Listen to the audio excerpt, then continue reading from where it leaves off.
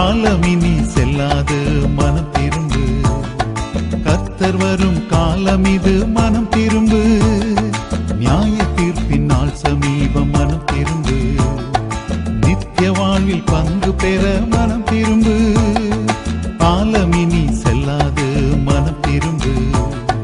கர்த்தர் வரும் காலம் இது மனம் திரும்பு. நியாய தீர்ப்பின் நாள் சமீபம் மனம் திரும்பு.